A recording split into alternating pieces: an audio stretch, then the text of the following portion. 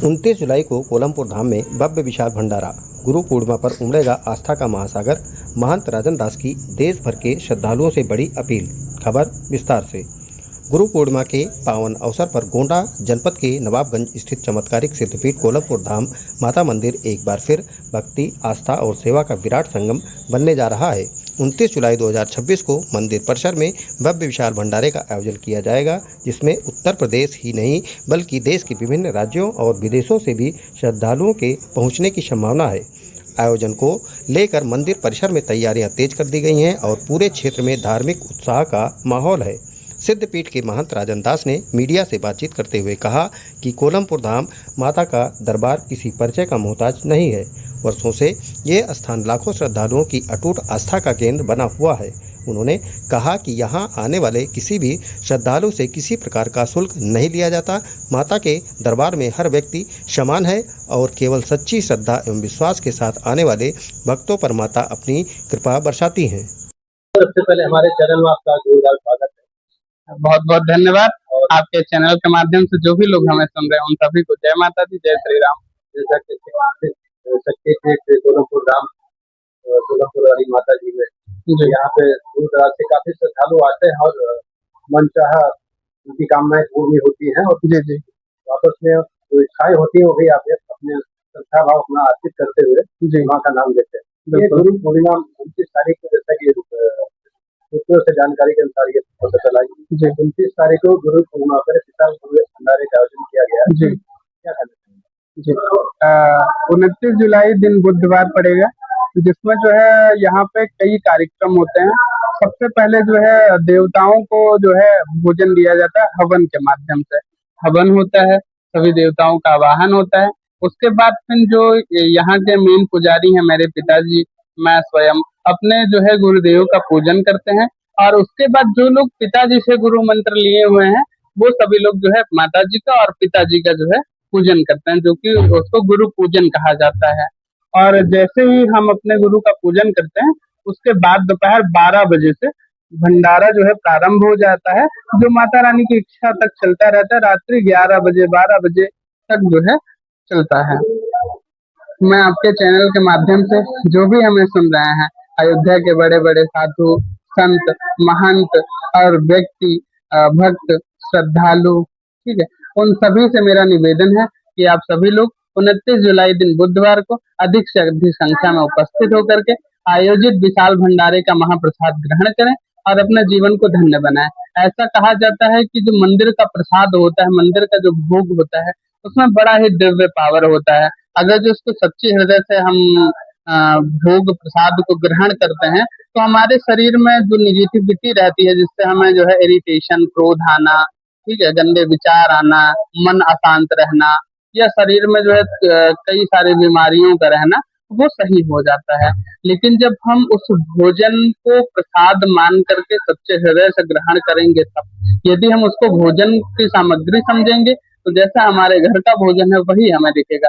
कभी आप किसी भी मंदिर में प्रसाद मान करके कुछ खाइए, उसका स्वाद जो है आपको बाकी व्यंजनों से भिन्न ही दिखेगा। और भगवती का प्रसाद सभी लोग ग्रहण करें, यही मेरी इच्छा है। जैसे कि सोशल मीडिया पे सिद्धपीठ कोलमपुर धाम में माता जी की चर्चाएं काफी है और काफी चर्चित भी रही है, श्रद्धालुओं में काफी उत्साह है। ऐसा क्या रहस्य है? इसका रहस्य कुछ बहुत विशेष नहीं है और देखा जाए तो बहुत विशेष है। यहाँ पे जो है कुछ परंपराएं हैं जो लोगों को आकर्षित करती है, जिसमें से सबसे पहली और ज्यादा तक जो है चर्चा में रहने वाली, जो हमने सुना है कई लोगों से, कि यहाँ पे किसी भी प्रकार का कोई मांग जांच नहीं है। ना तो आपसे किसी जो है कोई पैसा मांगा जाता है, ना तो आपसे किसी भी प्रकार का कोई आय का जो है वो किया जाता है। और उसके बाद जो है आप आज आते रहते हैं, कई सारे भक्त आते हैं, यहाँ पे कथा होती है। ऐसे मंदिर में 4 परंपराएं बनाई गई हैं जो लोगों को जो है प्रमाणित करती है कि हाँ, यहाँ से इनका ये कल्याण हुआ है। जैसे जिसको बच्चे नहीं हो रहे हैं, यहाँ के आशीर्वाद से बच्चा होता है, तो उसको यहाँ कथा सुनना पड़ेगा, ये नियम बनाया गया ताकि जब वो कथा सुनने बैठे तो जो भी व्यक्ति यहाँ पे मंदिर के प्रांगण में है, उनको देख करके इस चीज का वो मन में वो सामने प्रत्यक्षम किम प्रमाणम, मतलब वो प्रत्यक्ष बैठा हुआ है, कथा सुन रहा है, उसका पूरा हुआ तो हमारा भी पूरा होगा। ये मनोबल बढ़ाने के लिए परंपरा बनाई गई है। मंदिर में लटकी हुई हजारों घंटियां ये भी भक्तों का मनोबल बढ़ाती है कि हाँ, यहाँ पे लिखा हुआ है साफ-साफ कि मन्नत पूरा होने के बाद घंटी बाँधना है, ना कि पहले घंटी बाँधना है। वो जितना घंटी बना हुआ मतलब सभी की मन्नत पूरी हुई है। वो भी मनुष्य मतलब जो भी भक्त आते हैं, मनुष्य जो भी है सभी लोगों के मन में जो है उत्साह भरता है कि हाँ, उनका हुआ तो मेरा भी होगा। इसलिए मंदिर में ये भी परंपरा बनाई गई है।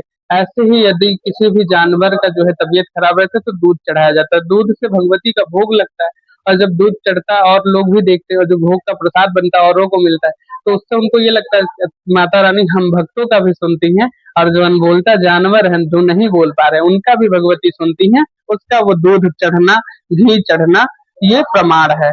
उसके बाद जो है फिर मंदिर में परंपरा बनाई गई है कि अगर जो किसी को नौकरी यहाँ के आशीर्वाद से मिलता है तो पहला वेतन। हाँ, ये कई लोगों के मन में डाउट रहता है कि बताओ एक तो पल ये हम कह रहे हैं कि किसी प्रकार का कोई मांग नहीं और हम डायरेक्टली ये कह रहे हैं कि हमें पहला वेतन चाहिए। वो हमें नहीं चाहिए। वास्तविक में जो भी पहला वेतन वो देता है, आप देखेंगे मंदिर के ऊपर चढ़ करके, तो ये मंदिर का निर्माण टुकड़ों में हुआ है। तो जो वेतन चढ़ता है उसी से मंदिर का निर्माण होता है। मंदिर में जो आयोजित होता है भंडारा, हमारे पास इतना सामर्थ्य थोड़ी है कि मैं भंडारा बड़ा सा करवा पाऊँ। उन्हीं भक्तों का चढ़ाया हुआ एक-एक रुपया इकट्ठा करके उसको भंडारा कराया जाता है, जागरण कराया जाता है और फिर कई सारे जो है लड़कियों का विवाह कराया जाता है। ऐसे जो है कई सारे धार्मिक कार्य हैं जो उस पैसों से किया जाता है। जो वेतन का पैसा आता है मंदिर में पंखा लगवाना हो गया, गौशाला जो है में कुछ कार्य करवाना हो गया, तो वो उनसे वही होता है।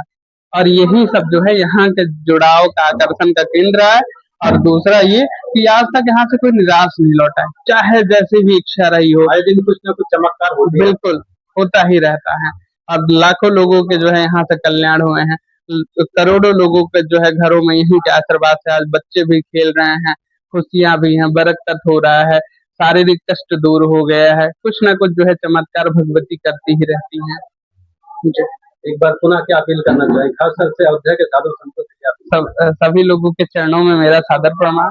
मैं आप सभी का जो है बच्चा हूँ, संतान हूँ, जो भी हमसे बड़े महंत हैं, बुजुर्ग हैं, उन सभी का आशीर्वाद मुझे प्राप्त हो। जो भी मेरे जो है जैसे दिखते हैं, मेरे जो है उम्र के हैं, वो सभी लोग हमारे बड़े भाई हैं। भले से मेरे आयु के बराबर हो, लेकिन वो हमारे लिए आदरणीय हैं, वो बड़े हैं। उन सभी को भी मैं प्रणाम करता हूँ और जो मुझसे आयु में बहुत छोटे हैं, वो भी मेरे लिए जो है बाल स्वरूप में भगवान श्री राम हैं। उनको भी मैं चरण में प्रणाम करता हूँ और उन सबसे ये निवेदन करता हूँ कि आप सभी लोग अयोध्या से महज 12 किलोमीटर की दूरी पे कोल्हमपुर धाम स्थित है। आप सभी लोग आइए, भगवती का दर्शन करिए, इनका आशीर्वाद प्राप्त करिए और आप ही लोग जो है धर्म का प्रचार करते हैं। इस मंदिर के बारे में चर्चा करिए जिससे लोगों तक ये बात पहुंच सके, आए उनका भी कल्याण हो। बहुत बहुत धन्यवाद। महंत राजन दास श्री सिद्धपीठ कोल्हमपुर धाम सेवा संस्थान ट्रस्ट।